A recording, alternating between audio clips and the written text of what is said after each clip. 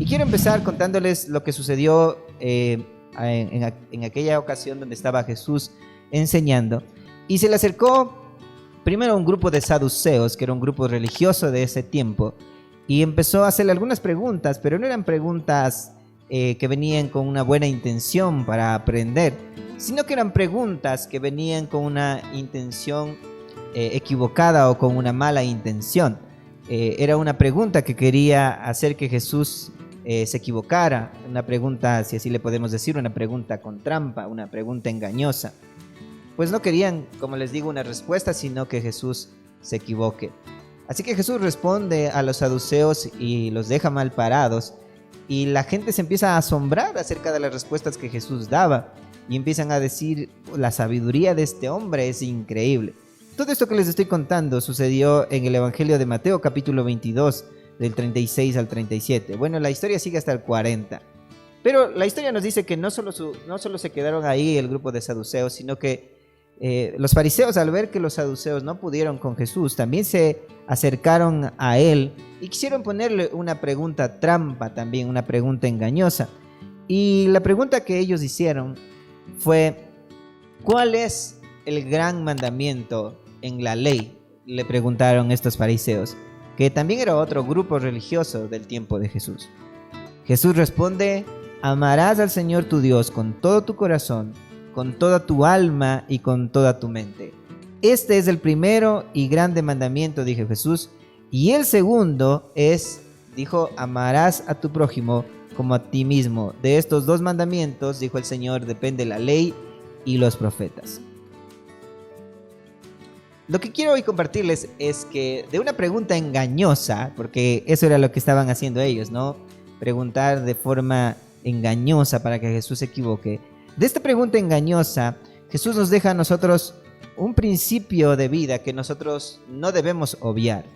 Y es que la vida se trata de poner a Dios en primer lugar, de amarlo con todo lo que nosotros somos, porque esa es la manera de cómo nosotros mostramos el amor a Dios, ¿no? Cuando lo ponemos en el primer lugar de nuestra vida. Y la segunda cosa que nos deja aquí Jesús es que un principio de vida también es amar a nuestro prójimo como a nosotros mismos. La semana anterior estábamos empezando esta secuencia acerca de las prioridades. Y en esta respuesta que Jesús da, nos indica a nosotros cuál es la prioridad de la vida. Hablando de prioridades, decíamos que era aquello que consideramos más importante. Y Jesús consideró que el mandamiento más importante primero era amar a Dios sobre todas las cosas, con nuestro corazón, con nuestra mente, con nuestras fuerzas. Pero también continuó diciendo que una de las prioridades también en nuestra vida debería ser el amar a nuestro prójimo como a nosotros mismos. Ahora quiero que nos concentremos un poco en esta palabra, en la palabra prójimo. Prójimo se traduce de la palabra en griego plesión, que se puede definir como cercano o como junto a. Así que prójimo hace referencia a aquella persona, amigo, compañero, vecino, que está cerca a nosotros. Es decir, todas aquellas personas que no somos nosotros, ¿no? Y que están cerca a nosotros, ¿no? Son aquel que Jesús dijo que es nuestro prójimo. Entonces, en nuestra vida, las personas que tenemos más cerca son a nuestra familia. Las personas que tenemos más cerca son aquellas que forman parte de nuestra familia. Aquellos que ya hicimos una familia aparte, pues las personas que forman parte de nuestro hogar serían nuestra esposa, nuestros hijos. Así que cuando Jesús nos invita a nosotros a que debemos amar a nuestros prójimos como a nosotros mismos, está hablando de que amemos a la gente que está más cerca a nosotros o a la gente que tiene una interacción cercana a nosotros. Es decir, cualquier persona que esté cerca a nosotros en algún momento de la vida se convierte en nuestro prójimo y Dios nos invita a nosotros a amarlos como a nosotros mismos. Pero hablando de las personas que están más cerca a nosotros, nuestra familia debería ser nuestra prioridad al empezar esta vida cristiana, de amar a las personas, de amar a nuestros prójimos como a nosotros mismos. Después de Dios, entonces, nuestra prioridad debería ser nuestra familia. Y por eso Dios a cada uno de nosotros hizo que tengamos una. La familia en los planes de Dios debe ser un lugar de refugio, debe ser un lugar donde podamos sentirnos confiados, donde podamos sentirnos seguros y sobre todo donde podamos sentirnos amados. Así que debemos poner atención a aquellas cosas que pueden estar dañando nuestra familia. Es el lugar importante que debemos cuidar. Es el lugar importante donde está la gente más cercana a nosotros y a la cual Jesús nos ha invitado a amar como si fueran nosotros mismos. Ahora, hoy quiero compartir algunas cosas que pueden estar dañando tu relación familiar, que pueden estar dañando una de las cosas importantes que Dios te ha dado. Así que la primera cosa que puede dañar la relación de tu familia, la primera cosa que puede dañar tu familia como tal, es el egoísmo. Y quiero que pongas mucha atención en esto. ¿Qué es ser egoísta? Una persona egoísta es aquella que solo piensa en sus propias necesidades. Una persona egoísta es aquella que solo piensa en sí mismo. A veces nosotros somos egoístas y ni siquiera nos damos cuenta, pero el egoísmo es una de las cosas que más hacen daño a la familia. Buscar solo nuestro beneficio, pensar solo en nuestras propias necesidades y anteponerlas a la de los demás va destruyendo poco a poco nuestra relación con las personas que debemos amar y con las personas que están cerca. Por esta razón, sabiendo que nosotros muchas veces somos egoístas y como te digo, a veces ni siquiera nos damos cuenta de que lo somos, el apóstol Pablo en Filipenses 2:3 nos dejó este consejo y dice: no hagan nada por egoísmo o vanidad, más bien con humildad, dice, consideren a los demás como superiores a ustedes mismos. Es muy interesante el consejo que aquí el apóstol Pablo nos deja a nosotros. Y es que empecemos a entender que muchas veces el egoísmo es parte de lo que nosotros somos.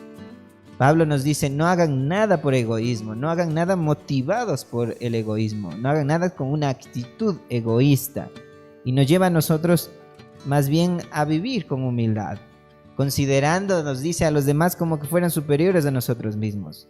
Cuando la actitud con la que hacemos las cosas viene de la humildad, las relaciones se fortalecen, pero cuando la motivación no es la humildad, sino es el egoísmo, las relaciones se empiezan a romper. Otra cosa más interesante acerca del egoísmo es que del egoísmo nace la envidia. Y es verdad, ninguno de nosotros puede decir yo soy envidioso, ¿no? Ninguno va a aceptar que en muchas ocasiones sí llegamos a tener envidia. Y es que no es muy común que alguien diga, no, una de mis fallas es ser envidioso, uno de mis defectos es ser envidioso. No, casi siempre decimos, no, mi defecto es ser desordenado. Otros dicen, mi defecto es ser perfeccionista. Pero casi nunca aceptamos nosotros que también en nuestro corazón a veces se genera envidia. La envidia es el malestar por el bien que sucede a otros. Según San Agustín, la envidia es el odio a la felicidad ajena. Vivir de esa manera va dañando nuestras relaciones porque no nos alegramos nunca por el logro de los demás. Cuando vivimos con una actitud egoísta, se llega a pensar que el bien que le sucede a alguien más, ¿no?, es un mal que me sucede a mí. Pero la realidad no es así, las cosas no son así. Es algo que no es cierto esto. De pensar que el bien que le está sucediendo a mi hermano es un mal que me está sucediendo a mí porque ese bien pudo haberme sucedido a mí. Ir por ese camino egoísta es lo que nos lleva a nosotros a no asimilar que también al otro le puede ir muy bien, aun cuando tal vez a nosotros no nos está yendo tan bien que digamos. El envidioso considera que es injusto la situación por la que está pasando, que es injusto la situación por la cual él vive cuando a los demás les está yendo de otra manera. Le cuesta asimilar el bien del otro. Me pasaba cuando era niño. Cuando era niño en mi casa, nosotros somos 4 hermanos y siempre que mi mamá empezaba a repartir la comida, en vez de mirar mi plato y decir Dios le pague mami por la comida, qué rico que estuvo, qué rico que está, siempre me ponía a observar los platos de mis demás hermanos para ver a quién le había dado mi mamá la presa de pollo más grande, ¿no? y no me daba cuenta que la presa de pollo más grande a veces estaba en mi plato, y por estar viendo los platos de los demás, ¿no? Y cuando veía que una presa tal vez era más grande en el plato de mi hermano, no me alegraba, sino que decía, pero ¿por qué? ¿Por qué a ellos así y a mí, que estoy en crecimiento? Le decía yo, ¿no? No me da. Y eso es lo que hace la envidia, el no pensar que el otro también se merece algo bueno. Y muchas veces eso sucede en la familia. Va dañando nuestras relaciones porque esa actitud egoísta va produciendo en nosotros envidia y no nos alegramos por el logro que tienen aquellos que están dentro de nuestra familia. Así que necesitamos nosotros empezar a poner esto como algo importante, a reflexionar, ¿no? A reflexionar si en verdad nosotros hemos sido o no egoístas en nuestra familia. A reflexionar si la envidia ha sido o no parte de nuestros pensamientos, parte de lo que nosotros hemos estado teniendo en nuestra mente. Así que yo te animo a que te preguntes en esta mañana, ¿he sido egoísta en algún momento? ¿He sido egoísta con mi familia de sangre, con mi familia con la que vivo, con mi familia de la fe? ¿He sido egoísta? ¿Me he molestado por los logros de mis hermanos? ¿Me he molestado por el logro de otros? Son preguntas que nosotros debemos empezar a reflexionar para cambiar aquello que está mal. Porque hasta que no nos demos cuenta que algo está mal, nunca lo vamos a cambiar y vamos a seguir viviendo de esa manera. Por eso estas son cosas que van dañando la relación de nuestra familia y a veces ni siquiera nos damos cuenta. La segunda cosa que va dañando la relación de nuestra familia, de esta segunda prioridad que nosotros debemos tener en la vida, es la falta de perdón. ¿Sabe? Una de las cosas que usted debe entender es que ninguna familia es perfecta. Ni mi familia, ni su familia, ni la familia de donde nosotros venimos ha sido perfecta porque está construyéndose en base de gente imperfecta. Así que debemos empezar desde esta premisa. A pesar del gran amor que nos sentimos, a pesar del gran amor que nosotros tenemos por nuestra familia, van a haber momentos en los cuales vamos a herirnos. Van a haber momentos en los cuales tal vez tú te vas a decepcionar de alguno de los que son parte de tu familia. Algún hermano, alguna hermana, tu padre, tu madre. Pero lo que hace que una familia sea fuerte es el poder resolver las cosas, reconciliarse y llegar a lo fundamental de la vida familiar, que es el perdón. La falta de perdón aísla a la familia. Cuando no perdonamos la falta que los demás cometen contra nosotros, eso nos aleja de las personas. Eso hace que nosotros, en vez de tener paz, ¿no? En vez de tener tranquilidad, más bien se genere más dolor. El no perdonar hace que nos sintamos solos. El no perdonar hace que nos sintamos aislados, distantes de los que amamos, y produce en nosotros resentimiento, que es una carga innecesaria en nuestra vida. Luego nos convertimos en gente amargada porque seguimos cargando con el resentimiento en nuestra vida. Después de una discusión, es importante que aprendamos a perdonar. Es importante que aprendamos a pedir perdón y a recibir también el perdón. Es probable que pedir perdón a alguien o perdonar sea demasiado difícil, sea algo complicado. Te lo digo porque en muchas ocasiones me he encontrado en esa situación y no es fácil. Pero sí es lo mejor que nosotros podemos hacer en la vida, porque cuando nosotros soltamos el resentimiento y esas ganas de vengarnos muchas veces, Dios pone en nuestro corazón paz, y paz que sobrepasa nuestro propio entendimiento, y podemos descansar en Él y podemos cambiar lo que muchas veces está mal en nuestras vidas, porque eso es lo que hace el perdón en nosotros. El perdón hace que nosotros tengamos salud. Cuando perdonamos, no lo hacemos porque la otra persona ya cambió, o porque me pidió perdón de rodillas, o porque realmente ya las cosas son diferentes. No, perdonamos nosotros porque sabemos que es algo bueno para nosotros. Perdonamos para recobrar nuestra salud emocional. Perdonamos para así dejar de ser esclavos del pasado. El perdón nos devuelve a nosotros el gozo y nos permite vivir sin amargura y sin resentimientos. Así que cuando nosotros perdonamos, es una decisión de un carácter fuerte, de querer no quedarte ya en el pasado, sino empezar a vivir lo nuevo que Dios tiene para nosotros. Por eso es que en Corintios el apóstol Pablo decía que si alguno está en Cristo, nueva creación es. Las cosas viejas pasaron y Dios las hizo nuevas. Ya no necesitas vivir en el pasado, necesitas vivir el presente y el futuro que Dios tiene para ti. Hay cosas que no van a cambiar, hay cosas que ya se han quedado en el pasado y que lastimosamente no se han podido resolver, y que hay que soltar, que hay que perdonar y que hay que avanzar por tu salud emocional para que dejes de vivir esclavo del pasado y empieces a vivir la vida nueva que Dios tiene para ti, sin resentimientos, sin amargura. Vas a poder vivir en paz, vas a poder vivir con tranquilidad. ¿Sabes? El perdón empieza cuando tú reconoces tus errores delante de Dios. Primera de Juan 1 del 8 al 9 dice que el que dice que no tiene pecado es mentiroso, ¿no? Es mentiroso aquel que cree que es perfecto y que nunca ha errado. Pero también nos dice a nosotros el verso 9 que si confesamos nuestros pecados, Dios es fiel y justo para perdonarnos y librarnos de todo mal.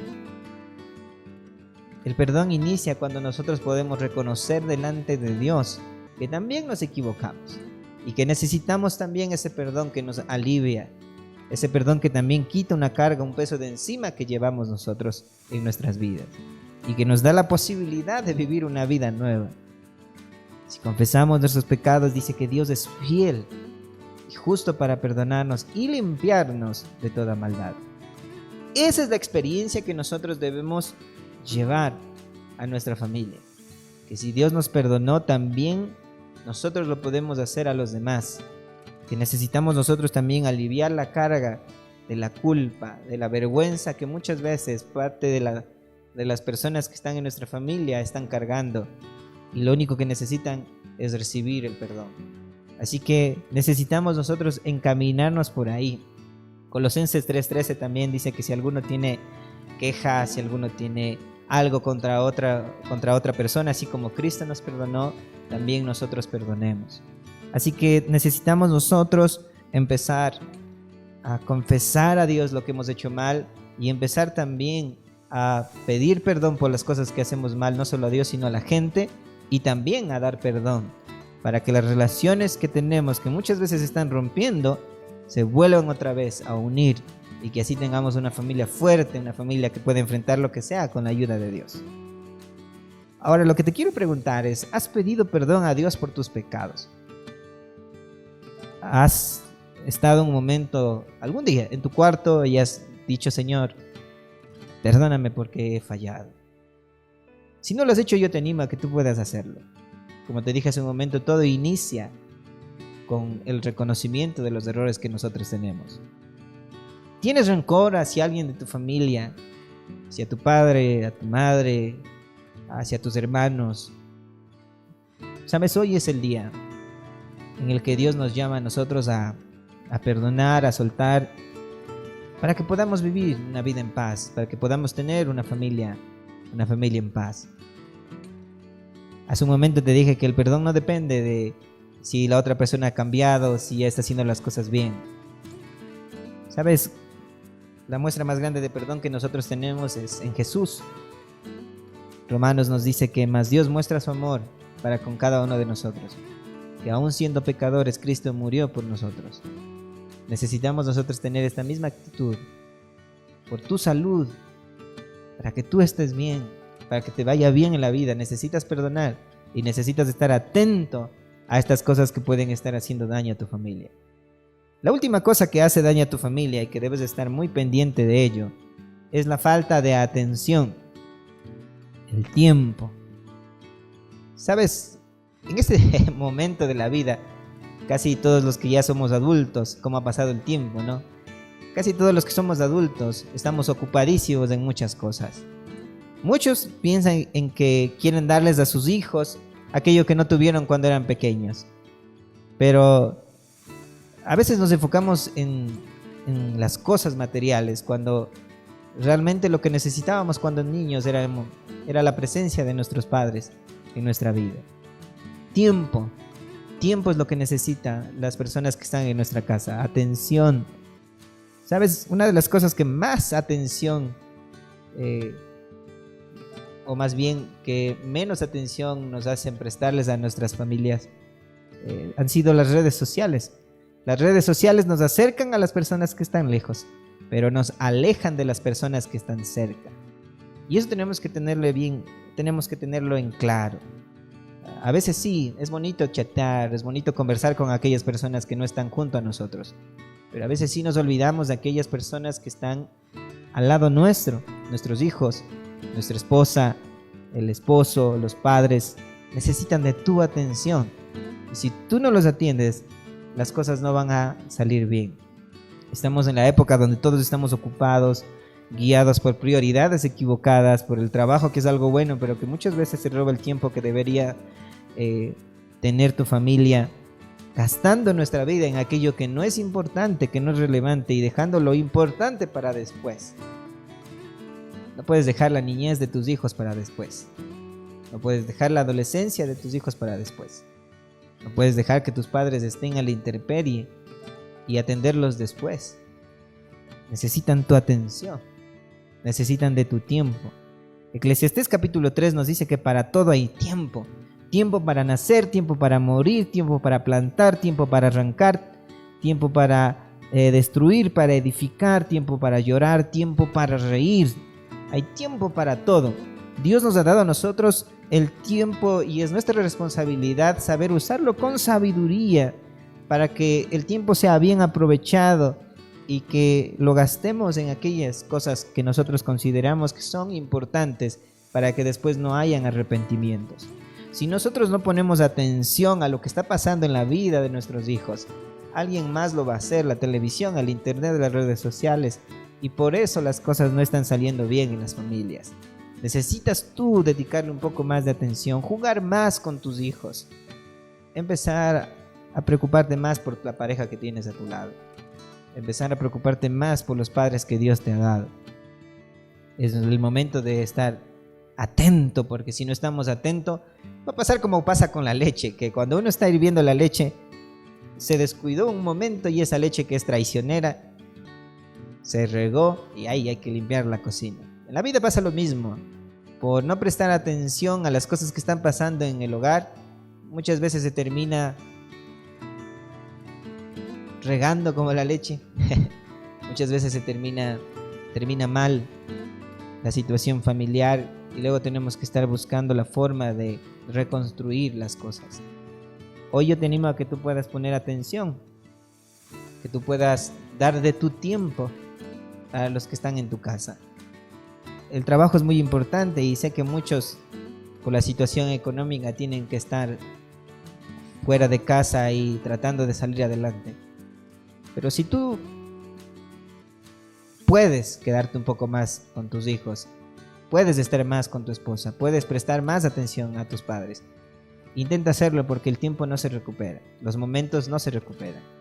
El tiempo pasa, las cosas materiales se terminan, se destruyen. Y Dios nos motivó a nosotros a no ir por las cosas materiales, a no ir por las cosas que se dañan, que se terminan con el uso, sino que podamos apuntar a aquellas cosas que son eternas. Y parte de eso eterno son aquellas personas que están cerca a nosotros, nuestro prójimo. ¿Has separado un tiempo de tu día para estar con tu esposo, para estar con tu esposo?